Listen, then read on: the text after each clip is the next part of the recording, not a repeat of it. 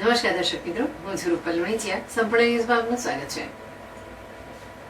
વિશ્વ પર્યાવરણ દિવસ 2025ની ઉજવણીના ભાગરૂપે બનાસકાંઠા વન વિભાગના દાંતા પૂર્વ અને પશ્ચિમ રેન્જના અધિકારીઓ તથા કર્મચારીઓ પર્યાવરણ પ્રેમીઓ તથા ગ્રામજનોના સહિયારા પ્રયત્નો થકી શ્રમદાન કર્યું હતું. જિલ્લા નાયબ વન સંરક્ષણ ચિરાગ અમીના માર્ગદર્શન હેઠળ દાંતા વન વિભાગ દ્વારા પ્લાસ્ટિક મુક્ત બનાસકાંઠાના ધ્યેય સાથે પ્લાસ્ટિક કચરાને એકત્રિત કરવામાં આવ્યો હતો. વન વિભાગ દ્વારા દાંતાના ત્રિશુળિયા ઘાટ, વ્યૂ પોઈન્ટ,